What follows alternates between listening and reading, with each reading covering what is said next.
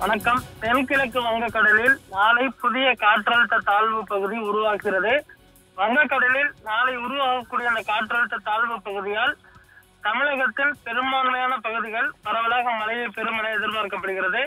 தென்கிழக்கு வங்கக்கடலில் நிலவும் வளிமண்டல மேலடுக்கு சுழற்சியால் காற்றழுத்த தாழ்வு பகுதி உருவாகும் எனவும், தென்கிழக்கு அதனையொட்டிய கிழக்கு மத்திய வங்கக்கடலில் காற்றழுத்த தாழ்வு பகுதி உருவாகும் எனவும் வானிலை ஆய்வு மையம் சார்பில் தெரிவிக்கப்பட்டிருக்கிறது.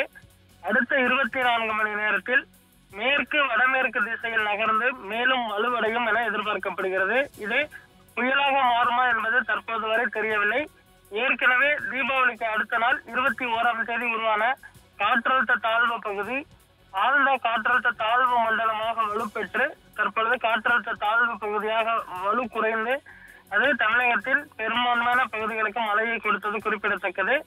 தீபாவளிக்கு மறுநாள் டெல்டா பகுதிகள் வட மாவட்டங்கள் பரவலாக மழையை பெற்ற நிலையில் தற்பொழுது உருவாகக்கூடிய புதிய காற்றழுத்த தாழ்வு பகுதி தமிழகத்தில் பெரும்பான்மையான பகுதிகளுக்கு மழையை அளிக்கும் என எதிர்பார்க்கப்படுகிறது. குறிப்பாக வடகோடி மாவட்டங்கள், சென்னை, செங்கல்பட்டு, திருவள்ளூர், காஞ்சிபுரம் உள்ளிட்ட மாவட்டங்களிலும் பரவலாக மழை இருக்கலாம் என எதிர்பார்க்கப்படுகிறது.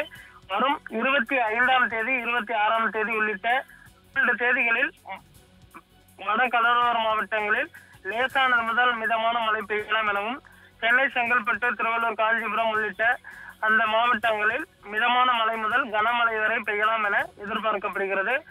அதற்கான முன்னேற்பாடுகளை செய்யுமாறு தற்பொழுது தமிழக அரசின் சார்பில் தெரிவிக்கப்பட்டிருக்கிறது. வடகிழக்கு பருவமழை தொடர்பான ஆலோசனை கூட்டம் துணை முதல்வர் உதயநிதி ஸ்டாலின் தலைமையில் நடைபெற்றது. அதே போன்று முதல்வர் ஸ்டாலின் அவர்களும் மேற்கொள்ள வேண்டிய நடவடிக்கைகள் குறித்து அதிகாரிகளுக்கும் மற்றும் மாவட்ட ஆட்சித்தலைவர்களுக்கும் ஏற்கனவே அறிவுறுத்தல்களை கொடுத்திருக்கிறார்.